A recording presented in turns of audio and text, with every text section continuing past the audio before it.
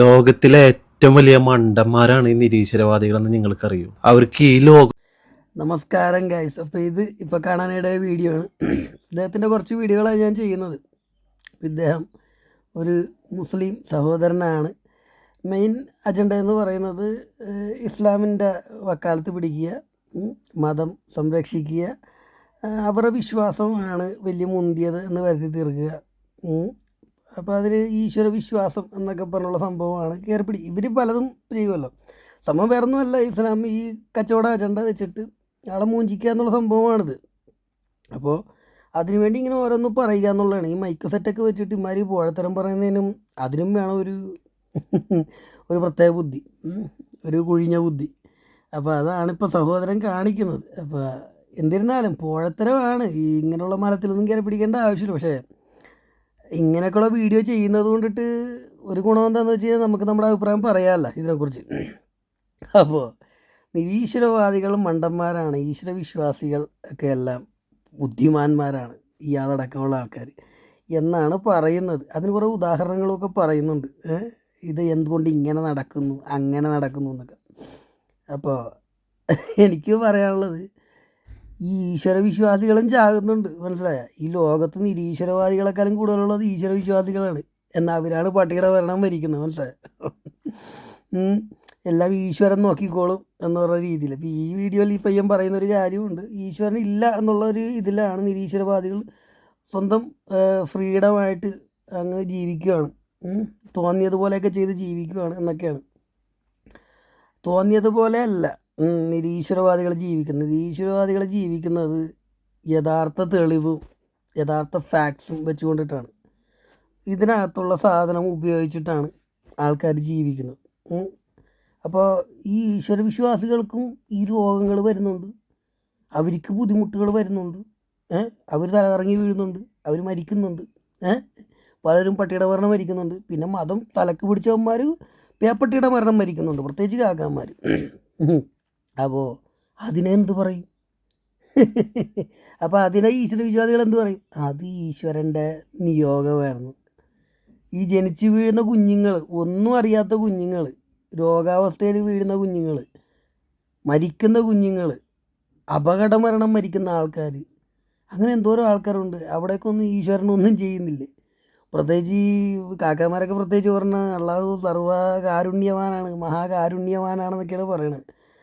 അള്ളാഹുവിൻ്റെ ഒരു നിലപാട് വെച്ചിട്ട് അള്ളാഹു കാരുണ്യം എന്നുള്ള സംഭവമൊന്നും അള്ളാഹുവിനില്ല. അള്ളാഹുവിനാകപ്പെടെ ഒരൊറ്റ കാര്യം മാത്രമേ ഉള്ളൂ, നാട്ടുകാർ മൊത്തം എന്നെ ആരാധിക്കണം എന്നുള്ളത്. ഏത് വിധേന, ബൈ ഹുക്ക് ഓർ ക്രുക്ക് എന്നുള്ള രീതിയാണ്. ഏത് രീതിയിലായാലും, പ്രത്യേകിച്ച് അടിമത്വമാണ് അള്ളാഹുവിന് താല്പര്യം. അടിമയായിട്ട് വന്നിട്ട് നമ്മളെ ആരാധിക്കണം എന്നുള്ളതാണ് അള്ളാഹുവിൻ്റെ ഒരു ആഗ്രഹം എന്ന് വെച്ചാൽ. ഒരു കയ്യേറ്റം, ഒരു തിണ്ണമെടുക്ക്, അതാണ് ഈ അള്ളാഹു എന്ന് പറഞ്ഞ സംഭവം. അപ്പോൾ അറിയാമല്ലോ മുഹമ്മദിൻ്റെ ഫേക്ക് ഐ ഡി. അപ്പോൾ മുഹമ്മദിൻ്റെ താല്പര്യങ്ങളാണ് ഈ അള്ളാഹുവിൻ്റെ താല്പര്യങ്ങളെന്ന് പറഞ്ഞത്. അതെന്ത് ലോജിക്കാണെന്ന് അറിയാൻ പാടില്ല. ഒരു കാട്ടറവിക്ക് പെണ്ണ് പിടിക്കാൻ വേണ്ടിയിട്ട് ഒരു ദൈവം എല്ലാ സപ്പോർട്ടുകളും അയാൾക്ക് ചെയ്ത് കൊടുക്കുന്നു. ബാക്കിയുള്ള ആൾക്കാർ ഇവിടെ കിടന്ന് കഷ്ടപ്പാട് പെടുന്നതിന് അള്ളാഹുവിന് ഒരു കുഴപ്പമില്ല. അവരടിമകൾ. ഇവറ്റുകളും പറയുന്നതാണല്ലോ, അള്ളാഹുവിൻ്റെ അടിമയാണ് നമ്മളെന്നാണ് പറയണത്. എന്തിന്? അള്ളാഹുവിൻ്റെ അടിമ ആവിട്ടാണ് നീയൊക്കെ വന്നേക്കണത്, അതുകൊള്ള. അപ്പോൾ അതിനൊന്നും ഈ പറ്റുകൾക്കൊരു മറുപടിയുമില്ല. ഈ ഈശ്വരവിശ്വാസികളാണ് ഇവിടെ കിടന്ന് മൂഞ്ചിക്കുന്നത്. അവർ കാരണമാണ് ബാക്കിയുള്ളവർ കൂടി ചാകുന്നത്. ഇപ്പോൾ ഇവറ്റുകളുടെ കാര്യം പറയാനാണെങ്കിൽ ഇവറ്റുകൾ ബോംബ് പൊട്ടിച്ചാകാനാണ് നടക്കുന്നത് അള്ളാഹുവിന് വേണ്ടി. ഇവറ്റുകളാ ചാകും, ബാക്കിയുള്ളവരെയും ബോംബ് പൊട്ടിച്ച് കൊല്ലുമോ എന്നുള്ള അവസ്ഥയാണ് ഇവറ്റുകളുടെ അവസ്ഥ. അങ്ങനെ നടക്കുന്നവന്മാരാണ് ഈ തള്ളും തള്ളി ഈ മനുഷ്യരെ ഇട്ട് ഇതാക്കുന്നത്. എന്നിട്ട് പറയണതാണ് നിരീശ്വരവാദികൾക്ക് ബുദ്ധിയില്ലെന്ന്. അപ്പോൾ ബുദ്ധിയുള്ളവൻ പറ, അല്ലെങ്കിൽ ബുദ്ധിയുള്ള ആരെങ്കിലും, എന്നെ കാണുന്ന ആൾക്കാരൊന്ന് പറ, ഈ ഈശ്വരവിശ്വാസികൾ എന്തുകൊണ്ട് ഈ രോഗാവസ്ഥയിൽ പെടുന്നു, അല്ലെങ്കിൽ എന്തുകൊണ്ട് മരിക്കുന്നു, അത് എന്തുകൊണ്ട് ബുദ്ധിമുട്ടുകൾ അവർക്ക് വരുന്നു? അപ്പോൾ അതിനൊന്നും ഈ കണ്ട ദൈവത്തിനൊന്നും ചെയ്യാനില്ലേ? ഇത് കണ്ട, ഇതിൻ്റെ ഉള്ളിൽ ഉള്ള മെക്കാനിസം ഉണ്ട്. അത് ആദ്യം ക്ലിയറാക്കുക. നിങ്ങൾ നല്ലതായിട്ടൊക്കെ ജീവിച്ചാലും ഒരാൾ വന്ന് നിങ്ങളെ കൊന്നാൽ നിങ്ങൾ എന്ത് ചെയ്യുമെന്ന്. ഇത് മറ്റേ ഹരിഹർ നഗറിൽ മറ്റേ അപ്പാപ്പം പറയണ മാതിരിയാണ്. മറ്റേ ഫിലോമിനയുടെ കെട്ടിയാറുണ്ടല്ലോ, എടീ കൊല്ലാൻ വന്നവരാണെങ്കിൽ കൊല്ലാണ്ട് പോകുമോ എന്ന് പറഞ്ഞ് കൊല്ലാൻ മന്നന്മാർ കൊന്നിട്ട് പോകുന്ന പറഞ്ഞാൽ എല്ലാവർക്കും ദമ്പടി വേണം. ദമ്പടിക്ക് വേണ്ടി ആൾക്കാർ, ചിക്കളിക്ക് വേണ്ടി ആൾക്കാർ പലതും കാണിക്കും ഇവിടെ. അപ്പോൾ അതുകൊണ്ട് അതിനകത്തൊന്നും ഒരു ദൈവം കയറി ഇടപെടാൻ വേണ്ടി പോകുന്നില്ല. പിന്നെ സത്യം എന്നൊരു സംഭവമുണ്ട് ഇതിനകത്ത്, മനസ്സിലായോ? സത്യം വിജയിക്കും. സത്യം വിജയിക്കുന്നത് എന്താ പറയുക, കുറേ കാലം കഴിഞ്ഞിട്ടൊക്കെ ആയിരിക്കും. പക്ഷേ അത് എന്താ പറയുക, നമ്മളീ പറയുന്ന പോലെ നമ്മുടെ ലൈഫ് ടൈമിലൊന്നും ആയിരിക്കില്ല സത്യം വിജയിക്കുന്നത്. അത് ജീവിതത്തിൻ്റെ ഒരു രീതിയാണ്. കാരണം നമ്മൾ വിചാരിക്കുന്നത് നമ്മളുടെ ജീവിതം, നമ്മളുടെ വേദനകൾ ഇതൊക്കെ വലിയ സംഭവമാണെന്നാണ്. പ്രകൃതിയിലൊരു ഇല പൊഴിഞ്ഞ് വീഴുന്ന ഒരു ലാഘവം മാത്രമേ ഉള്ളൂ. ഒരു കോസ്മിക് ടേമിൽ പറഞ്ഞു കഴിഞ്ഞാൽ ഒരാളുടെ ജീവനും മരണവും ഒക്കെ അത്രയ്ക്കേ ഉള്ളൂ. നമുക്കാണ്, അവനവനാണ് വലുത്. കാരണം അവനവൻ്റെ എക്സ്പീരിയൻസിൽ അത് വലിയ വേദനയാണ്. അത് വലിയൊരു സംഭവമൊന്നുമല്ല. ഇപ്പോൾ നിങ്ങൾ മരിച്ചു എന്നും പറഞ്ഞുകൊണ്ടിട്ട് ഈ ലോകമൊന്നും മാറാൻ വേണ്ടി പോകുന്നില്ല. ഞാൻ മരിച്ചു എന്നും പറഞ്ഞുകൊണ്ടിട്ട് ഈ ലോകത്തിലൊന്നും വലിയ മാറ്റങ്ങളൊന്നും ഉണ്ടാകാൻ വേണ്ടി പോകുന്നില്ല. നമ്മളിപ്പോൾ സംസാരിച്ചുകൊണ്ടിരിക്കുമ്പോൾ തന്നെ ഒരുപാട് പേര് മരിക്കുന്നുണ്ട്, ഒരുപാട് പേര് രോഗാവസ്ഥയിൽ കിടന്നുണ്ട്, ദൈവത്തിനെ വിളിക്കുന്നുണ്ട്, സംഭവം നടക്കുന്നില്ല. അപ്പോൾ ഉള്ളിലുള്ള ഈ മെക്കാനിസം ഉണ്ടല്ലോ, കോൺഷ്യസ്നെസ് എന്ന് പറയും, അവയർനെസ്, കോൺഷ്യസ്നെസ്, അത് ആദ്യം ക്ലിയർ ആക്കുക. ഇങ്ങനെയുള്ള എന്താ പറയുക, മണഗുണവും സംസാരങ്ങൾ സംസാരിക്കാതിരിക്കുക. ഇനി അങ്ങനെ സംസാരിക്കണമെന്നുണ്ടെങ്കിൽ തന്നെ പ്രത്യേകിച്ച് ഇസ്ലാം വിശ്വാസികളോടാണ് ഞാൻ പറയുന്നത്. കാര്യം എന്ന് വെച്ച് കഴിഞ്ഞാൽ നിങ്ങളെന്തുകൊണ്ടാണ് ഇത് ഫോളോ ചെയ്യുന്നതെന്ന് നമുക്കറിയാം. അതുകൊണ്ടിട്ട് പിന്നെ ആൾക്കാരൊന്നും പറയാത്ത കുറച്ച് പേർക്കൊക്കെ കുറച്ച് ഓർഡർ, സമൂഹത്തിൽ കുറച്ച് ഓർഡർ വേണം. തെറ്റ് ചെയ്യുന്നവൻ ശിക്ഷിക്കപ്പെടണം, ന്യായം നടപ്പിലാക്കണം എന്നൊക്കെ ഉള്ള ഒരു ആഗ്രഹമുള്ളത് കൊണ്ടിട്ടാണ് പലവരുടെയും ന്യായങ്ങൾ, പലവരുടെയും ജസ്റ്റിസ്, അവകാശങ്ങൾ, അവരുടെ ന്യായമായിട്ടുള്ള ആവശ്യങ്ങളൊക്കെ പല സ്ഥലങ്ങളിലും ഖണ്ഡിക്കപ്പെടുന്നതുകൊണ്ടിട്ട്, മനഃപൂർവ്വം അവഗണിക്കപ്പെടുന്നതുകൊണ്ടിട്ടും ഒക്കെ പലവർക്കും അതിനകത്തുനിന്നുള്ള തിക്താനുഭവങ്ങൾ കൊണ്ടിട്ടൊക്കെയാണ് പലവരും ഇസ്ലാം നല്ലതാണ്, ഇസ്ലാമിൽ എങ്ങനെ വന്നാലും തീർപ്പുണ്ടാകും എന്നൊക്കെ ഉള്ളത് കൊണ്ടിട്ട് ഇപ്പോൾ നിയമപരമായിട്ട് പോയി കഴിഞ്ഞാൽ, ഇപ്പോൾ ഈ വീഡിയോ തന്നെ ഇപ്പോൾ പയ്യൻ പറയുന്നുണ്ട്, ഒരുത്തൻ നമ്മളോട് അസൂയപ്പെട്ട് കഴിഞ്ഞാൽ അതിനെതിരെ കേസെടുക്കാൻ വേണ്ടി പറ്റും.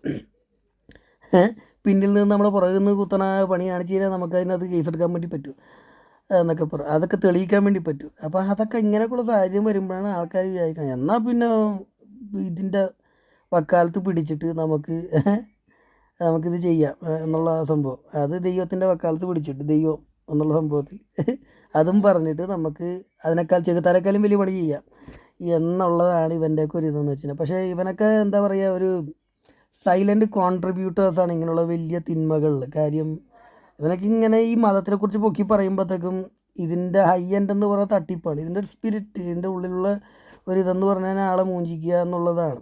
അത് ചെയ്തേ പറ്റൂ. അത് ഏതെങ്കിലും ലെവലിൽ ആളെ മൂഞ്ചിച്ചേ പറ്റൂ. എല്ലായിടത്തും ഉണ്ട്.